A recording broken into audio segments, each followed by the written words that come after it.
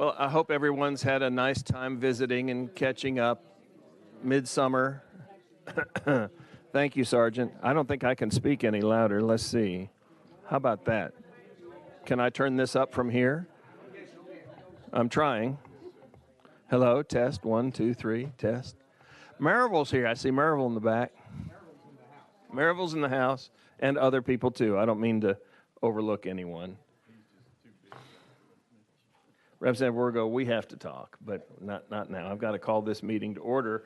This is the 146th Commission meeting of the Tennessee Advisory Commission on Intergovernmental Relations, and we are in order, and without objection, I will recognize a quorum. And a quorum is changing a little bit at the moment, if I may digress. Quorum today, as I understand it, would be 12, because it's the required number of those actually on the commission, and we've already lost 2 technically, and unfortunately we'll have another vacancy soon, but Representative Wirgo is still in office and still on duty and reporting for duty, so I appreciate that. And present. But welcome. Thank you all for being here. And the first order of business, well, you want me to go ahead and do the minutes as usual? Let's take up the minutes from the last meeting. Commissioner McMahon. Move to approve, Mr. Chair. Properly moved and seconded. Are there any questions about the minutes or corrections? Seeing none, all in favor, please signify by saying aye. Aye. Any opposed or abstaining? All right, the minutes of the May 2018 meeting are approved unanimously. And now we'll move to Dr. Lippard's commission and staff update behind tab 2. Thank you, Mr. Chairman. So as the chairman has already alluded to, we are down 2 members as of August 31st. Mayor Ernest Burgess and, Rutherford County Mayor Ernest Burgess and Carroll County Mayor Kenny McBride rolled off the commission when their terms expired on August 31st. Mayor Burgess was a commission member since 2010, and Mayor McBride was a member since 2008. And I don't have to tell all of you how much they've contributed to the commission over the years, most recently with their contribution to the local government members working group series of meetings we had this summer. So they'll most certainly be missed. We have resolutions honoring their service attached to tab 2. And Mayor Burgess was not able to be with us today. We will be sending his to him, but we are fortunate to have Mayor McBride with us, and if we could get him to come forward, we'd like to honor him with the reading of that resolution.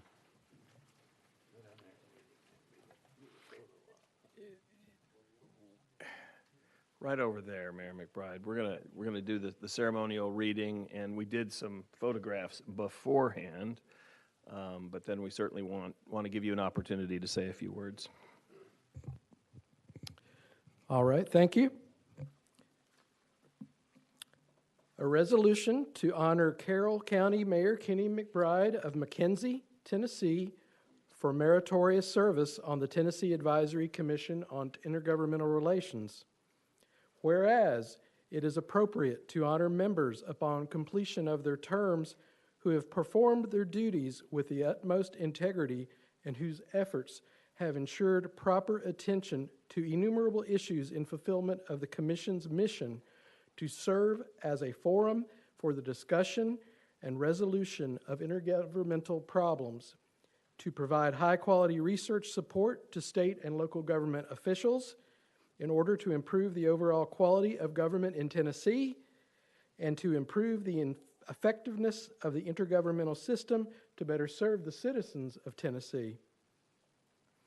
Whereas Mayor Kenny McBride, a lifelong resident of Carroll County, earned his Bachelor of Science degree from Bethel College and is a certified public administrator by the University of Tennessee Institute for Public Service. Whereas Mayor McBride, with his wife Becky, raised 2 wonderful sons, Matt and Will. Whereas Mayor McBride has served his community and his state through service on many committees and boards, including serving as mayor since 1998, as a county commissioner for Carroll County, member of the McKenzie Rotary Club, treasurer of the West Tennessee County Mayors Association, past president of the Tennessee Association of County Mayors, and as a member of the Governor's Advisory Council on Workers' Compensation. Whereas, in addition to these leadership roles, Mayor McBride served with distinction on the Tennessee Advisory Commission on Intergovernmental Relations from April 2008 through August 2018, helping provide leadership and direction to the Commission's staff. Now, therefore, be it resolved by the Tennessee Advisory Commission on Intergovernmental Relations that we hereby honor and commend Mayor McBride for his valuable contributions to the Tennessee Advisory Commission on Intergovernmental Relations for 10 years and for his honorable and dedicated service to the good people of Carroll County and the state of Tennessee.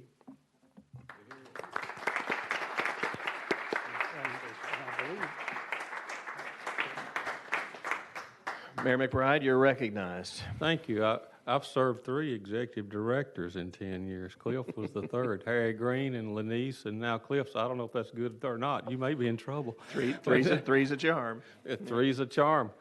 Several chairmen. The worst mistake we probably made was electing Waters vice chair, but you'll have to I deal agree. with He's that. never here, right? But I did it. Well, yeah. If you find Huffman, you'll find Waters. But I did enjoy my time on the commission. I appreciate the opportunity to serve. It was enjoyable. I think we did a lot of good work, and I know you will continue to. It was a pleasure.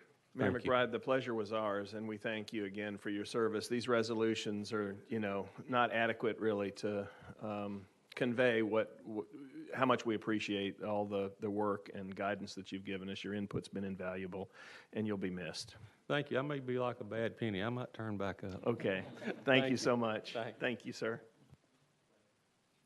We also have a couple of staff updates. We were delighted this summer to add 2 new research associates to the commission staff. First, we have, and Rabia, could you stand, please? We have Rabia Chaudhry, who comes to us from Tennessee State University, where she was a graduate assistant while completing her Master of Public Administration degree.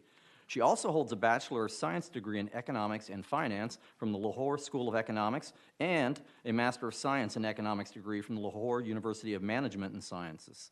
Thank you, Rabia. Yeah, you may. And next, we have Emma Johnson. Emma? Emma comes to us from the Texas Legislative Council. We're now poaching people from other states, where she served as a policy research specialist. She holds a Bachelor of Science degree in Business Administration from Coastal Carolina University and a Juris Doctorate degree from the University of Maryland. Please join me in welcoming Rabia and Emma. Thank you.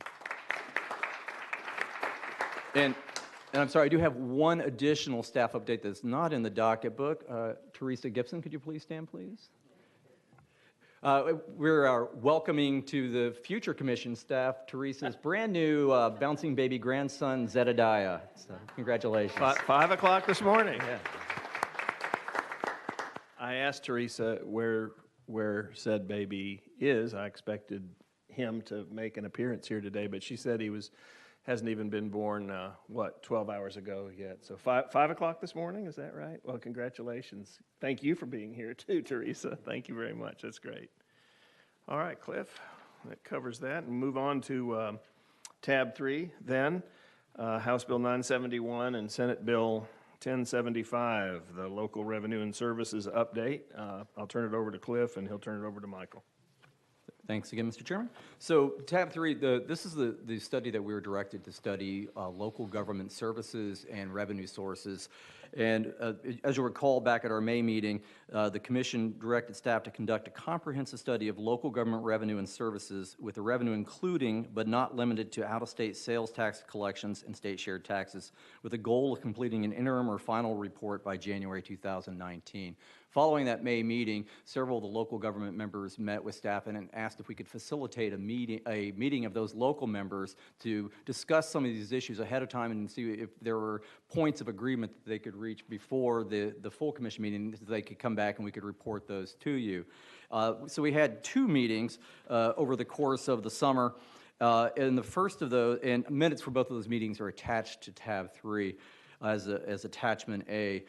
In the first of those meetings, we mostly went over current revenue collections and service obligations in the state of Tennessee for local governments, and also trends in revenue over the last several years, mostly since our report on state share taxes that we did in 2007.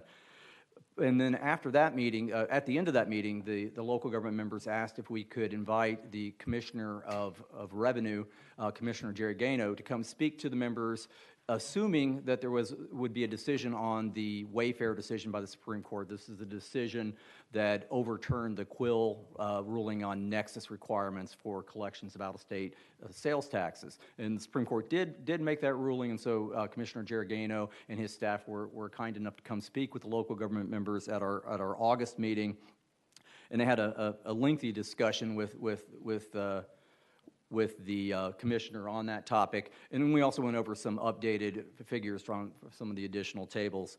At the end of those meetings, the local government members agreed on three principles they believe should guide the commission study.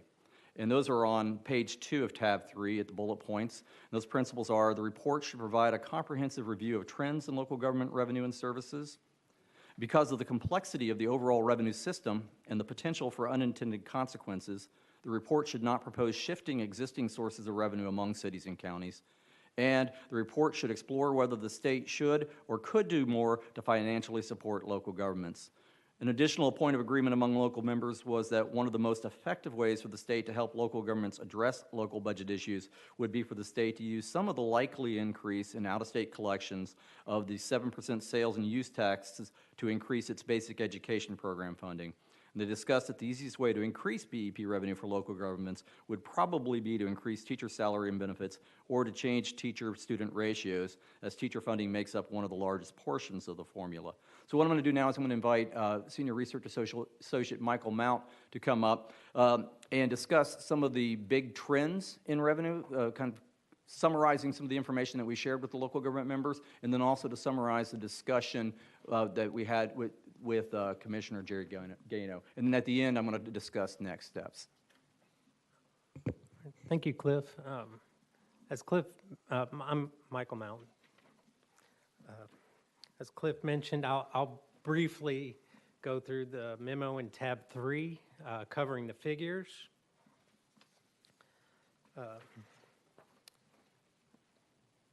And then after that, I will move on to the internet sales tax issue and briefly summarize the issues covered by Commissioner Gargano in the August meeting. So beginning with figure 1, it shows the trend for both state and local governments in direct expenditures, and that would be going from top to bottom. The blue is local direct expenditures. The next one down is the red line is state direct expenditures. And then next is own source revenue. The third line down in green is the state's own source revenue, and the bottom line in purple is local own source revenue. And excluded in that is the intergovernmental transfers. The next two figures, figures 2 and 3, show the trend in state shared tax revenue as a percentage of both the state's general revenue, which is shown in figure 2, and then figure 3 is as a percentage of the state's tax revenue. And you can see in both trends that it's gone down somewhat since 2000, 2001. And in figure 4, we show what we think is the primary reason for that, and it's that when, for instance, the sales tax rate increased in 2002 from 6 to 7%, there was no corresponding increase in state shared sales tax, and so the share didn't keep up. Figure 5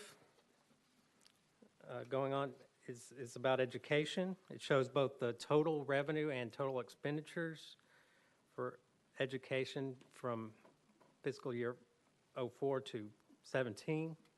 And then in Figure 6, we break down the revenue between state, going from top to bottom, states in blue, local in red, and then the federal is in green. So unless there's questions about that, I'll move on to my summary of Commissioner Garagano's comments on this internet sales tax issue.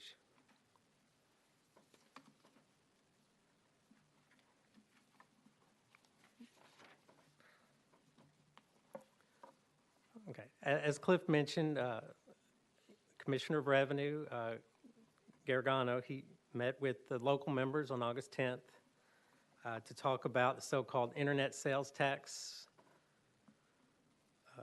also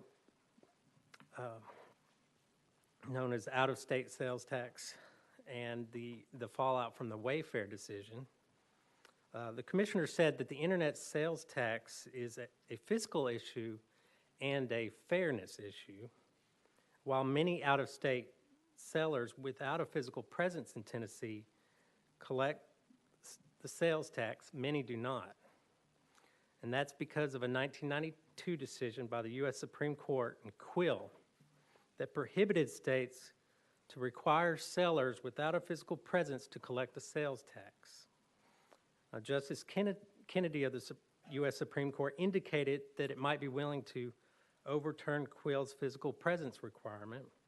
In Tennessee and a few other states, in Tennessee, we created a rule to provide the court with a test case. The rule would have required out-of-state sellers with more than $500,000 in sales in Tennessee to collect sales tax. But the court put the enforcement of that rule on hold, and the General Assembly prohibited the Department of Revenue from enforcing the rule until further review. Then the U.S. Supreme Court overturned Quill's physical presence requirement in South Dakota versus Wayfair. But they left open the question of whether South Dakota's law is constitutional, although the court did outline several factors that weigh in favor of constitutionality. And among these is that sellers who transact only limited business in the state are exempt, retroactive enforcement is prohibited, and several features of the streamlined sales and use tax agreement, of which South Dakota is a member, reduce the burden on out-of-state sellers. And TACIR's staff's analysis is that if Tennessee were to require out-of-state sellers to collect the sales tax, it would likely be upheld against a constitutional challenge. Tennessee is already an associate member of the Streamlined Sales and Use Tax Agreement. If provisions already in law become effective on July 1st, 2019, then Tennessee would become a full member. And the major changes that would occur, one would be that the currently out-of-state sellers have an option of selling at a uniform 2.25% rate for the local option sales tax. This option would be eliminated. Also, Tennessee, for sales that are entirely within the state, the intrastate sales, Tennessee would move from origin-based sourcing to destination-based sourcing. The commissioner concluded by saying that there are three paths for Tennessee to consider: becoming a full member of the Streamlined Sales Tax Agreement, staying as an associate member, or giving up on membership. That concludes my comments. Any questions? Mayor McDonald. So he didn't even have to raise his hand. Yeah, no questions, but some comments. First of all, I would just hope the committee, the commission, paid close attention to figures 2 and 3, showing that the percentage of the state's tax going to local government has been in decline for a number of years, as we've been indicating. There were some who thought that for whatever reason, that since the state's was up, ours was up, our percentage was up. And it's just not true, as proven here. The other is a couple of things regarding the second meeting. And just the fact that the locals came together to try to resolve this so that as a commission, we could move forward rather than just fight each other on the floor here, I think was monumental. And it was done in better than I could have ever expected way. I think, especially when you look at going to the situs-based, which is a part of the Supreme Court's indication that that's what it would be something that would help the counties in the future, because if it goes to situs-based, if a person in the county bought it, that sales tax would go to the county. Person in the city bought it, it would go to the city.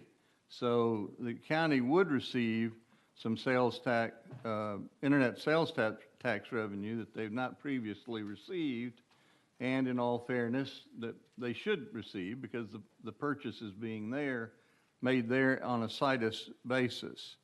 I do hope that the restriction that was placed by the legislators to hold off until Wayfair was decided can be lifted in January so that we can become a full member and that we can begin to collect on these companies that have more than 500,000 in sales in the state of Tennessee, not harming the small business people and creating as was stated, an issue of fairness.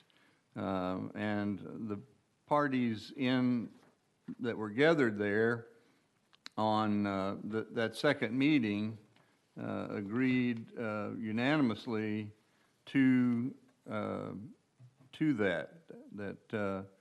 that would be good for the counties and good for the cities. And the final thing would be emphasizing, as I listened to some of the governor candidates before the primaries talk about what they would do with the additional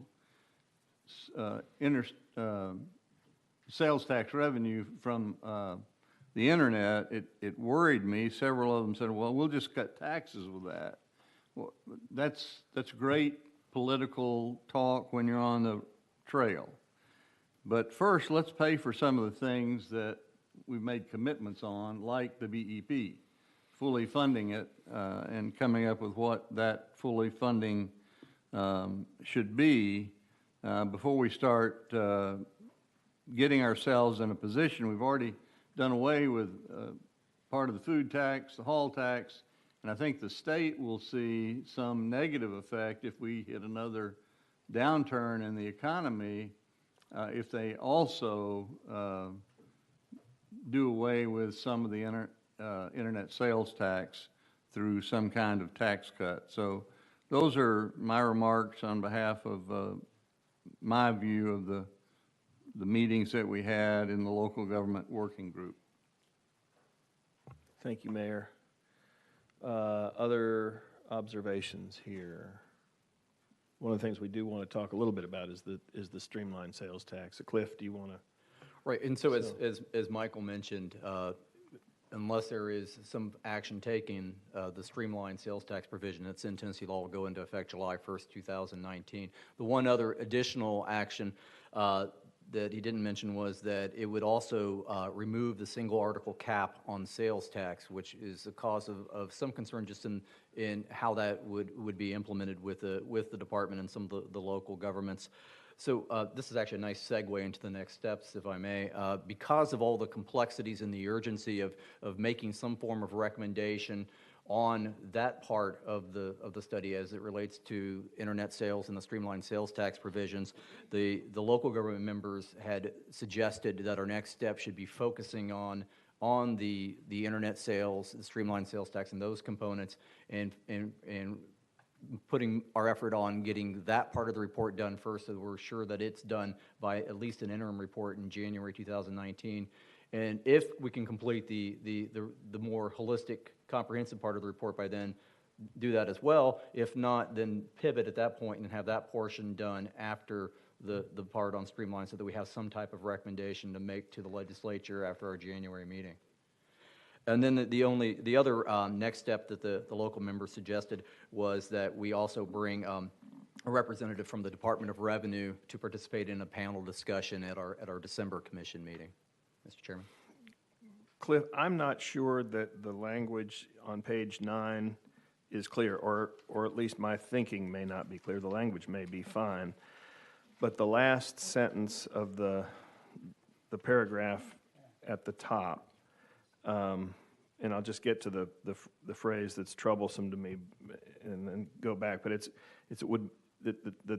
under the streamlined sales tax provision that was adopted, I guess, originally in 2003, the streamlined sales tax, which has been amended several times, I know, to kick the can down the road, says, quote, would make Tennessee a destination-based state for all sales if those provisions become effective July 1 of 2019. I think technically it's correct, but the problem is, would make Tennessee a destination-based state doesn't mean that Tennessee would be the destination. It means that if there were a sale in a foreign state destined to Tennessee, would the tax in those shipment cases, Tennessee would be the destination that would benefit, or explain that? Yeah, so the destination means that where the purchaser lived would be the recipient of would be where the tax would be remitted to. And for right, so yeah, it's origin versus destination. So origin is and so we are internally currently we're an origin-based state. So in other words, if you live in Trousdale County and you drive into Nashville to make a purchase, the sales tax is collected and remitted in Nashville, whereas in a destination base for delivery purposes, so it wouldn't apply. Anything over the counter would still be wherever you purchased it. But if you purchased a large item, say a sofa in Nashville, and you had it shipped to Trousdale County, then the tax would be remitted to Trousdale County. Now, at the time, my recollection is I had a number of constituent locations, cities and otherwise, who were very concerned about that and didn't support it. And that's still an outstanding issue, I would think, that's going to have to be resolved pretty quickly in the next session. And I just wanted a little bit of discussion about it with my colleagues from the Senate here and those in the House. I mean, it takes a minute to get your mind around it for those of us who were here when we first adopted the streamlined sales tax provision. But it's a real concern to folks. If they sell something, in Dyersburg, for example, and I remember hearing about it a lot from Dyer County, they want to keep the sales tax where they sell the item. And I'd just like a little discussion about that so we get some feedback. And Mayor McDonald, you. Well, I would just say that, again, in this subcommittee meeting, when it's one thing, and this is where our report would need to be specific, is so that the cities will understand that as long as the people are coming to their stores and buying it there, nothing changes. It's when it's shipped. If it's bought and shipped on the internet, then it becomes an internet issue and it goes to the destination. And so at the time of those discussions, before Wayfair, I think there was this hope by the cities that we could just keep getting all of it. But Wayfair kind of says, no, it really goes wherever it's received. And so we're in agreement that, okay, there is fairness in that. But would a lot of cities still like to get all the money? Of course. But as we see the growth in the internet sales tax, the counties will receive some, and the cities will continue to receive what they've been in their hard sales, plus the additional, particularly out-of-state money that they were not ever receiving previously. So I think when the cities think about that, and I don't know if Margaret's here. Yeah, Margaret's here today, and she sat in on that meeting, and Chad was also there, or one of them or both of them were there. And, you know, I think they heard that discussion. I don't know, I haven't talked to them about their own personal opinions or their professional opinions about that, but my opinion as a municipal leader is we come out ahead still. So that's what the feeling of those gathered in that subcommittee were. And you've been more involved, if not immersed, in the subject than many people have, and that's why I wanted to surface this a little bit here today, because it's not self-evident to most people when they hear this. There's still going to be a lot of confusion about it, and it's just something that we're going to have to work through, I think, very carefully. Senator Yarborough, originally of Dyer County. Exactly. Thank you, Mr. Chairman. I mean, I'm sort of curious about this just from the way that other states are looking at it. I mean, you know, in thinking from the Dyer County perspective, but you can think about it from almost any part of the state. We border 8 different states, and it like the way we think about this from, you know, an origin versus destination, and whether everybody's on the same page on that front. I mean, because we're moving to a time in the economy where we're no longer just talking about Amazon as like a deliverer. Like everybody's going to have an e-commerce aspect, and lots of people are going to have delivery aspects. And so, you know, what happens when the Kroger is running its own delivery service and half that's going across state line? Like, how does that you know, filter in a different way? You know, if it's like a day of delivery versus like putting in a parcel in the mail, and like I'm sort of curious about like the way that those things, because the on demand, like coming to your door economy is where we are going, and figuring out how that, you know, like we're not going to have neat buckets here. Right. And as I understand it from Dr. Lippard, in the December meeting, we'll have more discussion about this, and Commissioner Giordano will Yeah, be our available. intent is to have a panel discussion at the December meeting, and that panel would include a representative from the Department of Revenue, likely the commissioner. We've already spoken with their staff about this, and this was the recommendation of the local government members, and it's certainly our intent to do that at the December meeting, because there are a lot of complexity. Just the discussion we had at that second working group meeting, there were so many kind of every what if we came up with opened a kind of a new can of worms. And of course, the department's been thinking through a lot of these things, but there are a lot of scenarios to look at. So I wanted to plant that seed pretty deeply. So, yes, ma'am.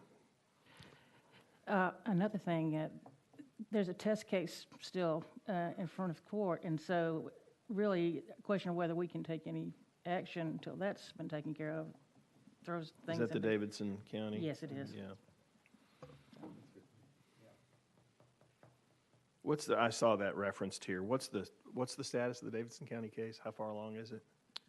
They are, it is still ongoing. They are in conference. I don't remember the exact phrase. They're talking. Settlement, yeah, whatever. They're trying to come up with a settlement, I think. Senator Yarborough, see if you can do something about that, would you? Yeah. Other states have settled already, so All right. that's my take. Well, so everybody's forewarned. The December meeting is going to be, that topic is going to be very important. So start letting it ripen. Okay. Anything further on this? Okay. All right. Hearing none, thank you. Thank you for the map. Appreciate it. That's why we're making this an easier meeting for everybody, so you can gird for December, right? Okay, then, let's go behind tab 4. This is to show all the hard work that you have done as commissioners. This is the statutorily required, the biennial report, and here to give that is Brother Shaver, our senior research associate. Nathan, take it away. Thank you, Chairman Norris and members. After a very brief presentation, I'll ask you to approve TACIR's biennial report, which covers the last 2 fiscal years and shows all the work that TACIR has done. And the report is provided behind tab 4 in the docket books in front of you. So I won't go over the contents of the biennial report in great detail, since you've seen the components of it, which come from the fiscal year accomplishments and the various commission reports that you've seen over the last 2 years. Similar to the last biennial report, this one discusses several focus issues based on the reports that you've approved. The focus issues in this biennial report include the topics of broadband internet deployment, availability, and adoption, local government's use of payments in lieu of tax agreements to encourage economic development, state prisoners in county jails, boat titling, professional privilege taxes, court fees and taxes, 911 functionality and funding issues, and infrastructure. So each of these issues is covered in the biennial report, but again, much of the discussion is based on material that you've already seen and approved from the past meetings. The appendices at the back of the report also show more of the Commission's work over the last 2 fiscal years, including a list of publications, relevant legislation, staff presentations, and summaries of the minutes from the past meetings. So with that said, unless there's any questions about the biennial report, I'll ask you to approve it. Moved by Mayor McDonald, second by Commissioner McMahon. Any discussion? Seeing none, all in favor signify by saying aye. Aye. Any opposed or abstaining? It's unanimous. Thank you, sir. Good work. Thank you. It's a lot of work, a lot of water under the bridge. That's right. Good work by Thank TACIR. you. Yeah, Thank you. thank you. All right, behind tab 5. Then, Representative Love is here as well. We talked a little bit about the food deserts issue, and Dr. Lippard contacted me. I think he indicated to everybody that he wanted a little more time. We're still going to take this up briefly today, but to take into account some more information that he's got, and that's fine with Dr. Love and me as the Senate sponsor, because the more input, the better. But having said that, I'll just turn it over to Tyler. Where's Tyler? Is Tyler going to come up? There you are, right there at the table. Tyler, excuse me. I was looking over here. All right. Brother Carpenter, take it away. All right. Thank you, Mr. Chairman. Good afternoon. My name is Tyler Carpenter. Today I'll be providing an update on the food desert study. Public Chapter 795 Acts of 2018 directed the Commission to study the effects of creating a grant and loan program administered by the state to encourage the financing and development of retailers that sell fresh food in low-income, underserved areas of the state. At its May 2018 meeting, the Commission reviewed the draft research plan for the study and heard a presentation from Dr. Jackie Yeneraw, a population health economist with the Tennessee Department of Health. I'm going to begin by just providing a brief overview of the issue of food deserts, and then I'll move into an update on what we've found so far. About 15% of Tennesseans reside in low-income, low-access urban areas, and 6% of Tennesseans reside in low-income, low-access rural areas, both of which are considered food deserts according to the United States Department of Agriculture, or the USDA definition. The USDA definition takes into account distance to large grocery stores, supermarkets, or supercenters, as well as vehicle access. People living in food deserts tend to have less nutritious diets and poorer health outcomes, according to studies by the Centers for Disease Control and Prevention. While research shows that most residents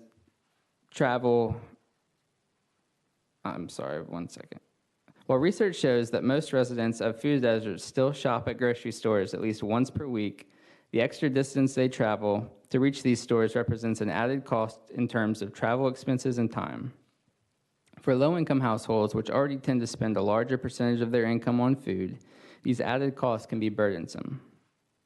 The primary barrier Is this mic cutting in and out? Okay, sorry. The primary barrier to locating grocery stores in many food deserts are their low profit margins. For-profit grocery stores typically operate on margins between 1% and 3%, according to industry representatives, and startup costs for a medium-sized store of around 30,000 square feet range from approximately $750,000 to $5 million. As a result, one approach to addressing food deserts has been to offset the startup or renovation costs for grocery stores or similar food retailers by offering grants, loans, or incentives to those locating in food deserts. This update provides preliminary information on the following 4 subjects. First, I will discuss past legislation in Tennessee that would have implemented programs for financing the development of food retailers in food deserts. Second, I will discuss similar programs already implemented in other states. Third, I will discuss private sector initiatives. And lastly, I will discuss other food desert relief programs. Since 2010, members of the General Assembly have brought 5 bills that would have established an act to address food deserts. Of these bills, 4 different state agencies have been proposed to study the issue or develop a program.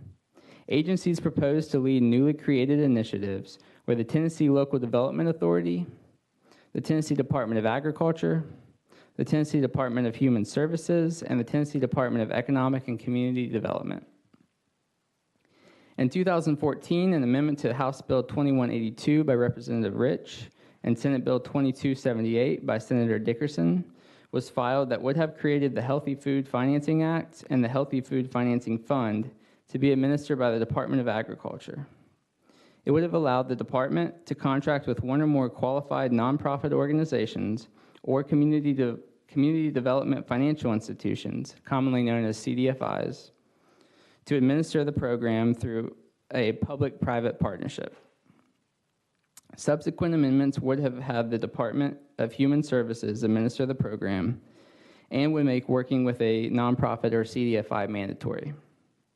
CDFIs are nonprofit financial institutions such as banks, credit unions, loan funds, and community development venture capital funds that are focused on investment in low and moderate income areas and may leverage federal dollars.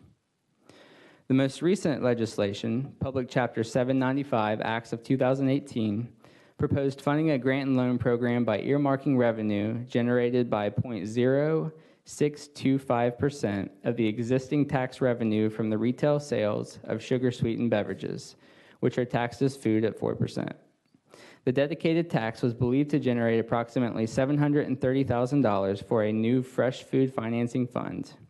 According to revised estimates from the Fiscal Review Committee, it would only have generated around $26,000. Concerns about the dedicated tax were raised by the Tennessee Department of Revenue and stakeholders representing food retailers associated with the cost of accounting for and reporting the sales of sugar-sweetened beverages. So what are other states doing to address the food access issue in food deserts? Recognized as the first healthy food financing program, the Pennsylvania Fresh Food Financing Initiative was established in 2004 and provided $30 million in state appropriations and leveraged $145 million in additional funds. Since then, several states have developed grant and loan programs, commonly known as healthy food financing initiatives, to address a lack of access to healthy and nutritious food in low-income communities. These programs focused on financially encouraging food retailers to develop new or renovate existing stores in underserved communities.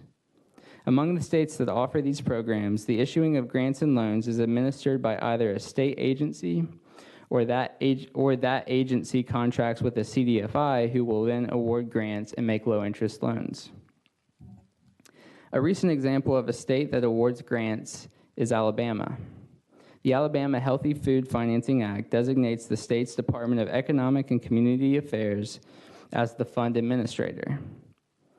In April of 2018, the governor announced the awarding of $300,000 in grants to 7 organizations.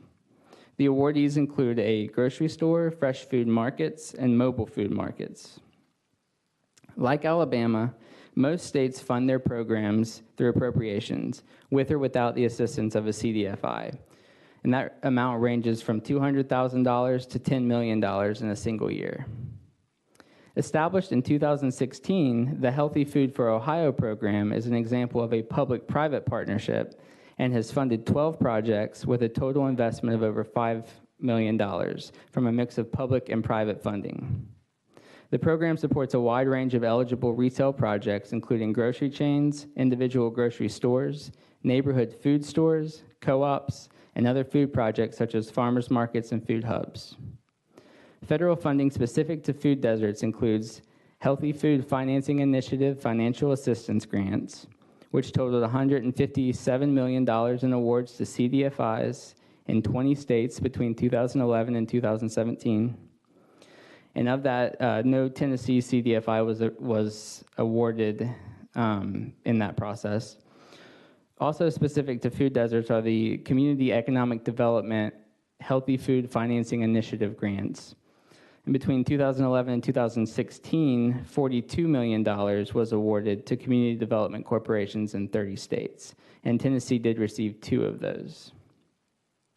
Other incentives available to organizations that may help in addressing food deserts are the New Markets Tax Credit and payments in lieu of taxes, commonly referred to as pilots, which are being used in Memphis to open grocery stores in low-income, underserved communities. Pilot agreements are one of many economic incentives available to businesses. So what initiatives exist within the private sector for financing the development of food retailers and food deserts? Several CDFIs are working to solve the food desert problem without a specific state directive, though they usually access federal funds in the process.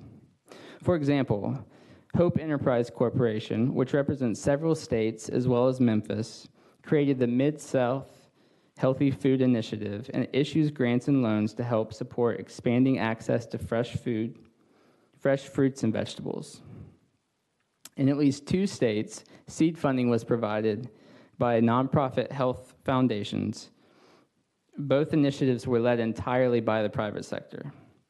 Though they may not provide financing, there are also a number of nonprofit organizations that advocate for solutions to food deserts, such as national organizations like the Food Trust, regional organizations like the Appalachian Resource Conservation and Development Council, and local organizations like the Nashville Food Project. So what other approaches and resources for improving access to healthy food and encouraging healthy eating are already available to communities and individuals in Tennessee? At the federal level, programs include the USDA's Food Insecurity Nutrition Incentive Grant Program, or FINI, which supports projects to increase the purchase of fruits and vegetables among low-income consumers participating in the Supplemental Nutrition Assistance Program, or SNAP, by providing incentives at the point of purchase. Funded through the FINI grant is a program called SNAP Double Up, which allows SNAP recipients in communities with participating farmers markets to double up to $20 worth of fruits and vegetables. Also funded through this program is called Food RX, which is currently operating as a pilot project in Northeast Tennessee and provides vouchers for fruits and vegetables. Other federal programs include the Senior Farmers Market Nutrition Program and the Women, Infants, and Children Farmers Market Nutrition Program, both of which provide small vouchers to be used at farmers markets. There are also federally supported food education programs such as SNAP Ed and Expanded Food and Nutrition Education Program. Some programs in Tennessee and other states have combined education and outreach with incentives to support the development of new food retailers. The Illinois Fresh Food Fund, which is administered through a CDFI, not only provides grants and loans for grocery stores and similar entities, but also supports community engagement programs, including efforts to improve nutrition education. A smaller program in Tennessee, the Access to Health through Healthy Active Built Environment Grant Program, administered by the Department of Health, is designed to make healthy food options more accessible and promote outdoor physical activity by enhancing public access across the state. Staff will continue to research these issues, and I will present a draft report for feedback and comment at the December 2018 Commission meeting. A final report will be presented at the January 2019 Commission meeting. And with that, I'd be happy to answer any questions that you have. Questions? Dr. Love? Thank you. And thank you for your hard work and everyone's work on this particular project. And I know as Senator Norris and I talked about this some years ago, and other members are, of course, know how important this is. Wanted to get clarity on a statement you made, because we were talking about the 0.0625% of sugar-sweetened beverages. Did you state that the actual amount ended up being around $26,000 actually in revenue? Yes, there was a miscalculation in the original fiscal note. That 0.0625% was being applied to all of the sales of the sugar-sweetened beverages and not applied to the 4% of the tax applied to. And we spoke with fiscal review, and it got revised to 26,000. Okay. Yeah. So it's 0.0625 of the 4% tax. Right. Yes. Okay. That's correct. And what was the assumption earlier that it was 0.0625 of what? So originally, what they were doing was they were coming up with the number of the total sales of sugar-sweetened beverages, and they were applying that 0.0625 to that instead of applying it to the original or to the tax that's already applied to that, if that makes sense. So there's a code in the legislation that says the 0.0625 is of that particular tax, which is the sales or the food sales tax. Okay. Okay. All right. So if we were to go with this, we would have to revise the. Well, Representative Love, let me ask, Tyler, what was the original fiscal note? I don't recall as I sit here, but the higher amount was. It's about around 730,000. Sounds like one we might have gotten past. I was just thinking about that. Is that's what kept us from getting the finance? If we had known this, we'd have had the bill. Well, January is on the horizon. So 26,000, yeah. That's budget dust, right? That's the sweeper, Right. isn't it? Yeah, but yeah. So we'll Yeah. see. All right. Yes, Senator Yeager. Thank you, Mr. Chairman. I have a question. If I understood your report, the problem that prevents retail food stores from successfully operating in the low to moderate income areas is the low profit margin. And with that understood, then explain to me how a grant on the front end for startup costs would fix that problem. So we're still looking into this, but one of the things that we have found is that many of these grant programs are very specific about what the money can be used for, and they usually are startup costs. So for example, in Memphis, there is, through EDGE, they've done a pilot, and so they've combined a pilot with something that Memphis is doing, where they gave them $300,000, and that money was going to be used on a new POS system. It basically was helping to reduce some of the barriers just to get into the location, because they believed once they got there that they could generate enough profit to sustain themselves. Now, one of the things that I was pointing out is that those low profit margins make for-profit businesses already difficult to operate in that space. And so from there, yeah, so I hope I was able to answer your question. Mr. Chairman. Yes.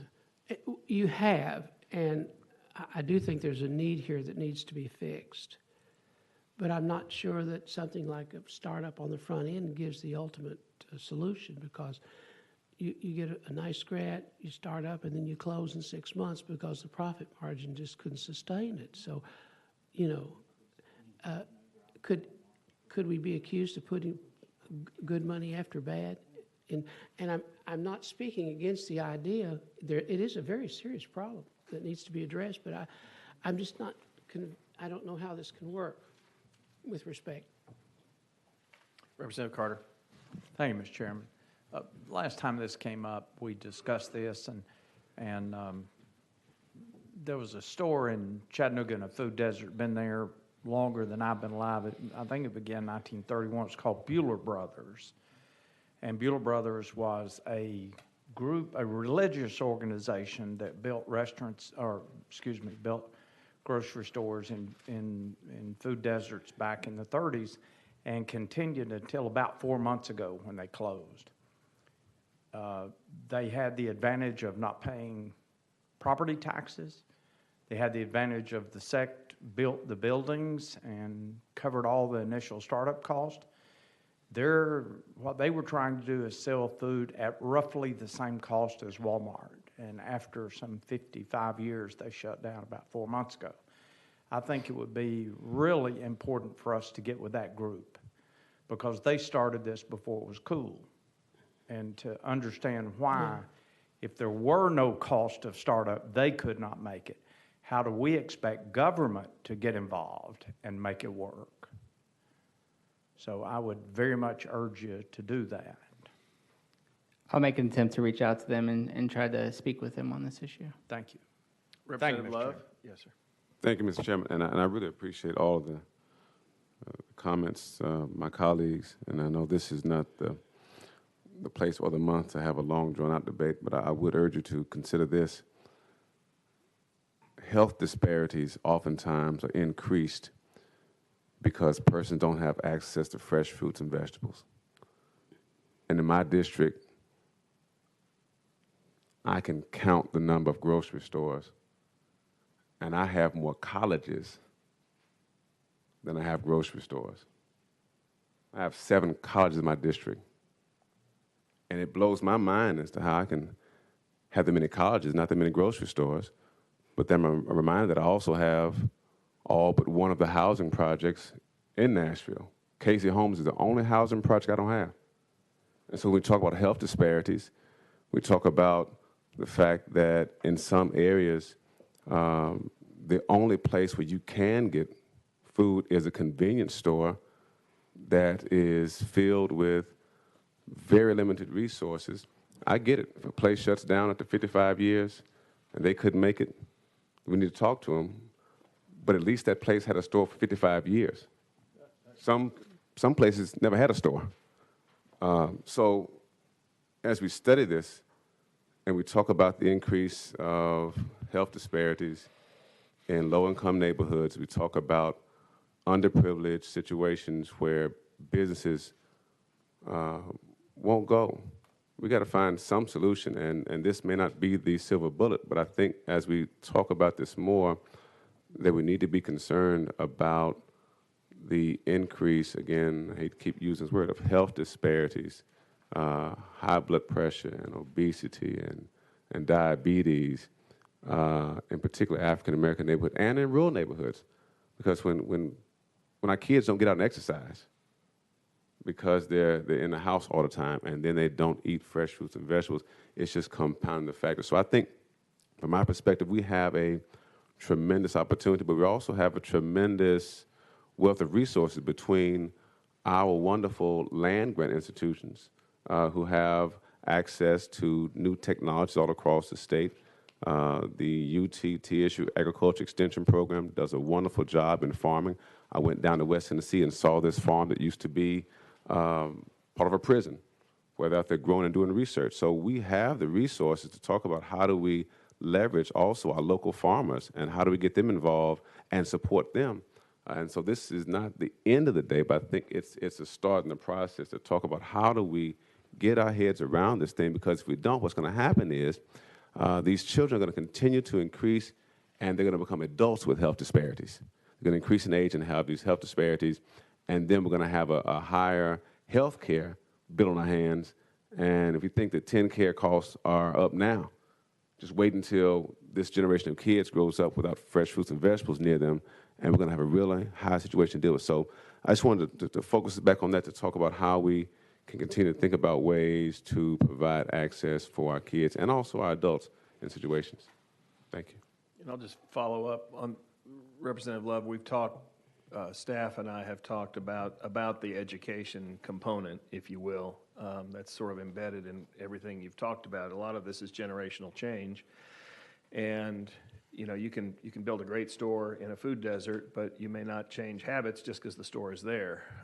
Old habits are hard to break that way. I know that United Healthcare and some others have come in and started giving grant funds for facilities either at certain schools or at Boys and Girls Clubs, where they start doing some urban gardening right there on site to teach those youngsters how much fun it is to make your own food. And it makes a tremendous difference, because so many of those children have never seen a vegetable grow.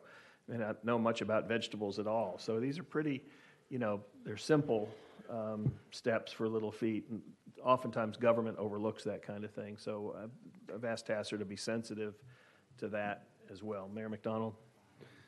Just along those same lines, I think about in Memphis, there's a store, a restaurant called Caritas. I don't know if you've been there or not. It's in the Binghamton area, which is an impoverished area. And one of the things they have done, along with many other of the nonprofits, is to have more of these empty lots that are blighted areas become places to grow fruits and vegetables. And so I would hope that as we continue this discussion and as staff looks at it, you know, the goal is to get people the opportunity to eat more fruits and vegetables. And whether that comes out of a garden in the neighborhood or a grocery store, let's get people involved and teach, teach them how to fish instead of, you know, giving them the fish. So I think that's important for us all to look at how we do that on a broader basis, how the government gets involved in encouraging that as we look to this particular act. Thank you, Mr. Chairman. Cliff? I'd just like to add one additional comment. Was when Representative Love first asked that the study be referred to TACIR, I recall him comparing it to our broadband internet study, and it turned out to be probably more prescient than any of us knew, in that, like with broadband, what we've found, and I'll add, we are still working towards recommendations, but what we found is there are already a number of approaches out there and it's a matter of kind of collaborating those approaches, but no single one of those approaches is a silver bullet, like you've said. So I think what we'll eventually arrive at is going to probably be some kind of menu list of things that could be done and probably could be better coordinated among private and public entities. All right then, anything further? Tyler, thank you. Look forward to final workup on that. Appreciate it. And last but not least for today, behind tab 6, Jennifer is here to give us a little update on the election study, and it's a topic that's not only are we in the election season, but it's bubbling up for several different reasons, and look forward to your input. Take it away. Thank you. Good afternoon. Good afternoon. Thank you. Mr. Chairman and Commission members, my name is Jennifer Berry, and I'm presenting a brief update responding to a request from Senator Nicely from April of this year. In his letter to the Commission, which is included as Appendix A, Senator Nicely expressed concern about new threats to Tennessee's voting system and requested that the Commission revisit and update its 2007 staff report titled Trust But Verify, Increasing Voter Confidence in Election Results. The 2007 report took an in-depth look at election security in Tennessee and included several findings and recommendations. The report brief is included as Appendix B. Senator Nicely said in his letter that he does not feel we need a comprehensive study, but only a staff report to update a narrow section of the 2007 study addressing two specific topics related to a voter-verified paper audit trail, which I will now refer to as VPAT, and is a paper copy of marked ballots for voters to review before they actually cast their ballot. His first topic is the most cost-effective and efficient voter-verified paper audit trail, VPAT, options for Tennessee counties. His second topic is opportunities to offset VPAT costs with the use of secure electronic transfer, a system used by 35 states to ensure that data from all agencies is available to verify the accuracy of voter rolls. This update provides preliminary information, and another update following your guidance to further address these two topics is scheduled to be complete by December of 2018. So addressing topic 1 regarding VPAT options in Tennessee, on pages 2 and 3, you will see a list of several general types of voting equipment technology that are currently available for use in the United States. In Tennessee, under current law, counties may choose the type of voting equipment they use from a list provided by the Tennessee Secretary of State. During the last legislative session, 2 bills were introduced that would have required counties to use equipment that creates a VPAT, but neither bill passed. So counties may still choose their equipment from the Secretary of State's list. Several different vendors and types of equipment are currently certified according to federal standards, field tested by the State Election Commission, and available for Tennessee County Election Commissions to use. The options provided by 5 vendors include equipment that creates a VPAT and direct recording electronic machines, commonly called DREs, that don't create a VPAT. County election commissions that use precinct-based optical scanners, which scan and count voter-verified paper ballots, creating a VPAT, are required to conduct automatic audits of randomly selected voter-verified paper ballots cast in certain elections.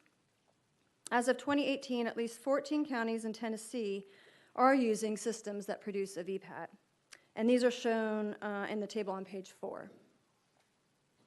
A list of vendors and voting systems for all Tennessee counties is included as Appendix E.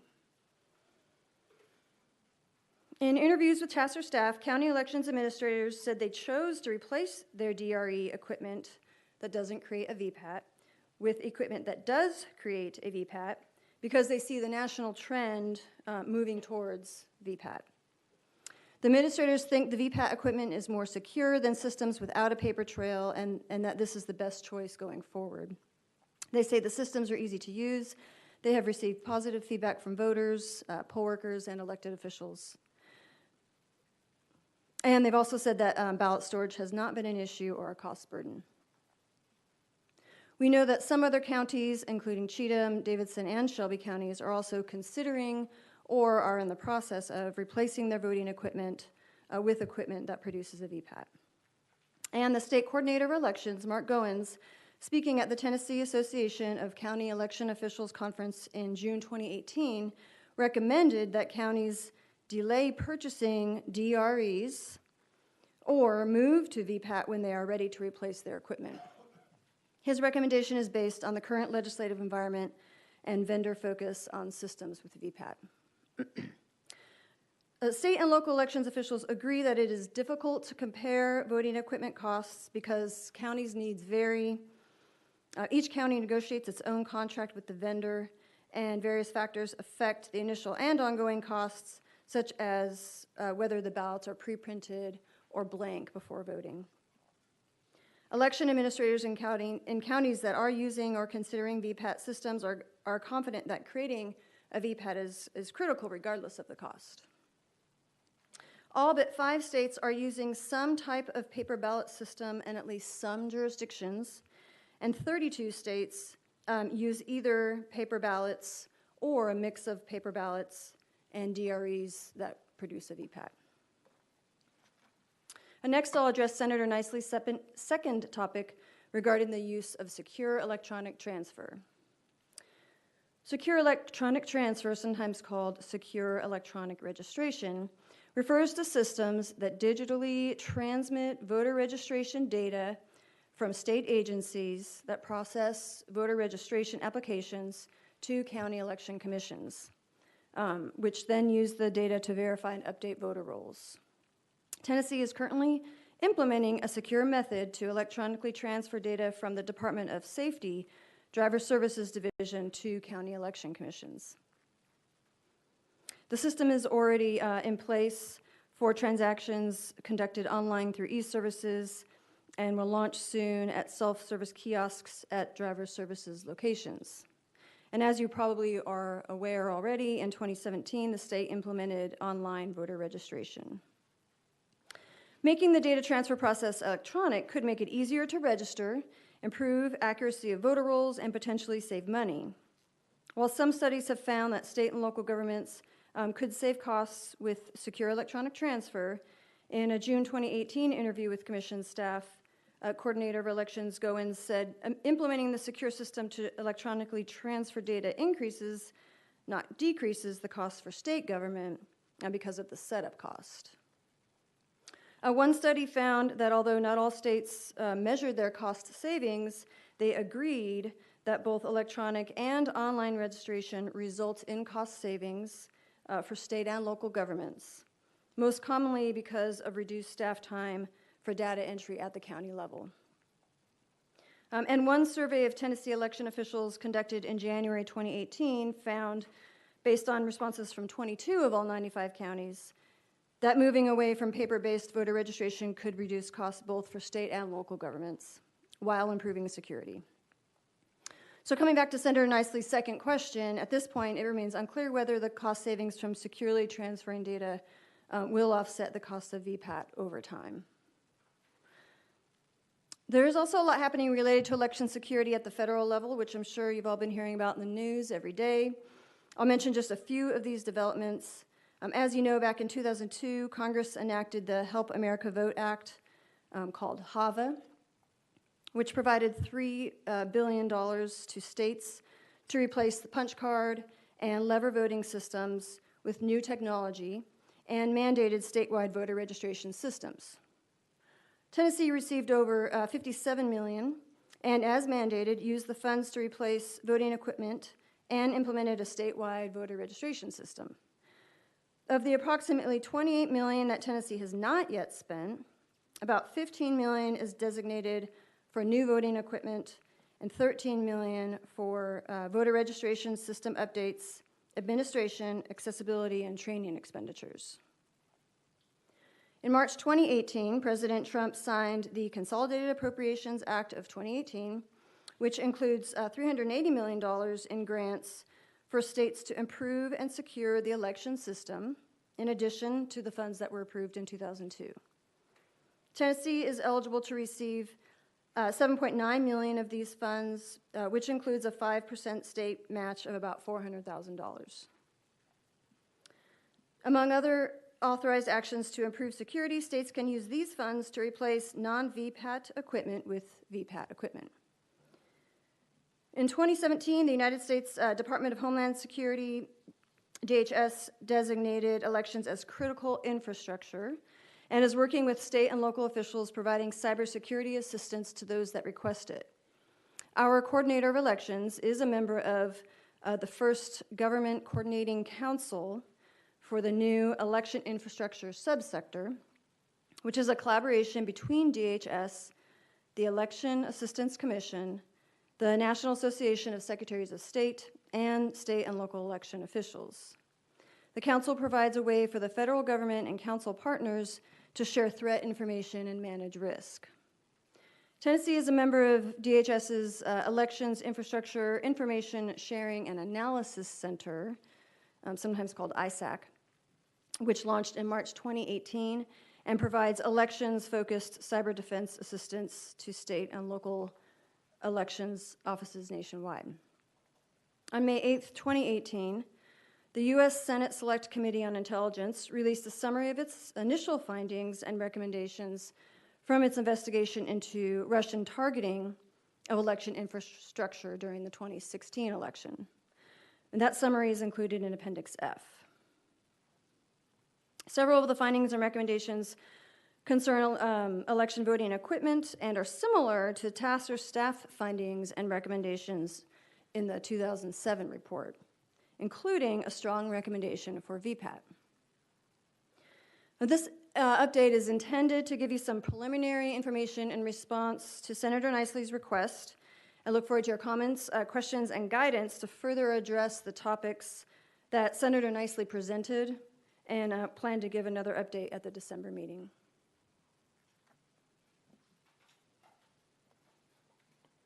Mayor McDonald. It appears in all these cases, the cost of these, any of these mandates would be borne by the counties with not having assistance from the state. Correct, but they also have those federal funds, but other than that, it's the counties cover the cost. Well, I mean, $8 million divided between 95 counties, it sounds like a lot in the beginning, but you know, an unfunded mandate is an unfunded mandate, so I would just throw that out. Thank you, Mr. Chairman. Other questions? Comments? Who am I missing? Sir Yarborough. Thank you, Mr. Chairman. One thing that always kind of trips me up in this area is kind of the difference between like these ballot marking devices and what we think of as like typical optical scan, where you're hand marking a paper ballot that's, you know, counted like the SAT, versus the machines that are like this. And it strikes me because the difference in the way those two things get priced out is really different. Because in Davidson County, if you were going to go to a pre-printed ballot, for instance, well, hell, we have an election every like 6 weeks here these days, and you know, and so you'd have to like literally print all these like different variations for all these different precincts, which like would be one cost model, whereas like if you're using a ballot marking device, like you might have a higher upfront cost, but like the you don't have to actually do that printing. It's more of a programming thing. The sort of figuring out like, you know, the cost differences and approaches of those, because and it's on that table, like it's like figuring out like where we're talking about one thing and where we're talking about the other, just making that, you know, that distinction a little clearer, I think would be helpful. And, you know, we actually should be able to, with 14 of our counties using some variation of this, we actually have real data on like what it's cost them to implement and what it's, I mean, I'm just sort of being able to try to, or it seems like we would, but that seemed to elicit a reaction, but I would love to hear whether that's accurate or not. So I definitely take your point on clarifying between the different types of technology. It can be confusing, and it is hard to compare those costs because there are a lot of different factors and packages that the counties negotiate with the vendors, and so it's hard to come up with good numbers on those cost differences, but we can definitely clarify how those costs could be different with those technologies. And so the 14 counties that have switched over to voter verified paper ballot of some sort, I spoke with 13 of 14 of them and asked them to tell me how much they spent on their systems, and it varied depending on how big they were and, you know, what they purchased. So your question was, can you repeat? Well, I mean, I guess the experience is, I mean, like, are these counties spending more than the counties that aren't? Frankly, like, is this an increase in cost for these counties in the administration of their elections versus?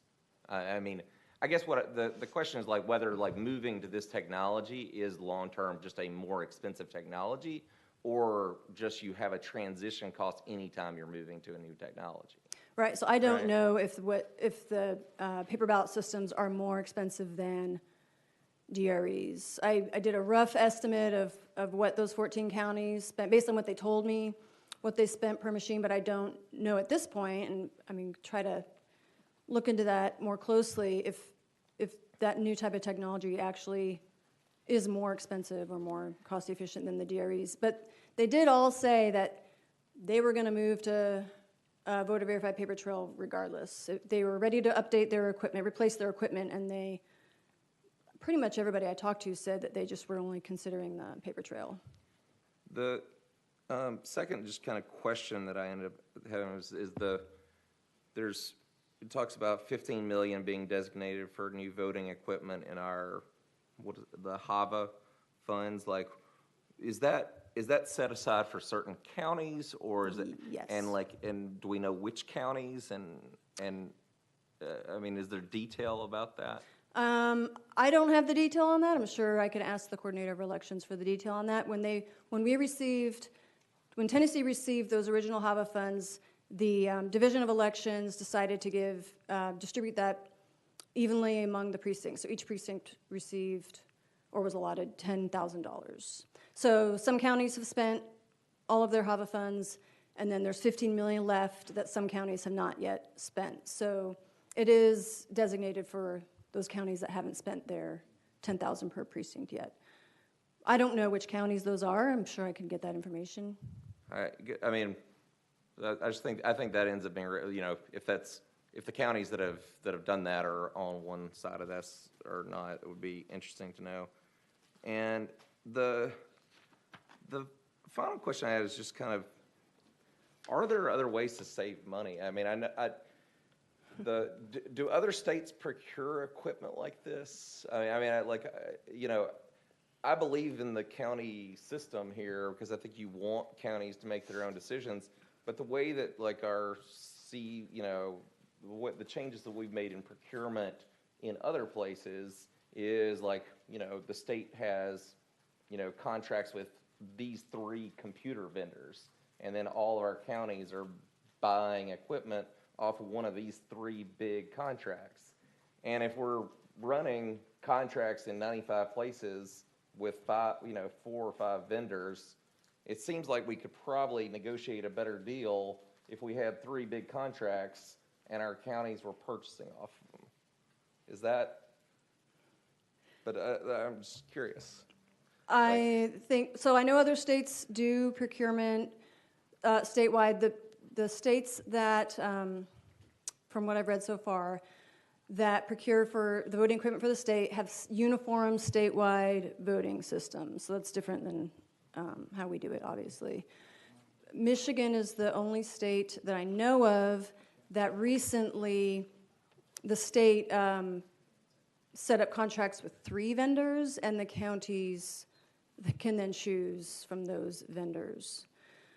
And that's pretty much what I know about what other states are doing in that regard. I don't know if there's anything prohibiting Tennessee from procuring equipment for the counties, or they don't help negotiate the contracts. I don't know if there's anything preventing the state from, basically procuring the equipment. I don't know if there's a barrier there. I mean, I have an assumption that would be a lower price, but I don't know, and I guess I would love to know whether that's true. Duly noted. I've got Senator Yeager and then Commissioner McMahon. Senator Yeager. Thank you, Mr. Chairman. I just have one brief question. In your work on this report, did you consult with the election commissioners and administrators of election across the state on this issue? Yes, so I talked with, I think, a total of about 17 county election administrators. Did you get a fair sampling of the county? Because, for example, in my district, my election administrators, without exception, are passionately opposed to going to a paper ballot. And I just want to make sure, if there's a reason for that, I hope that they've articulated that to you.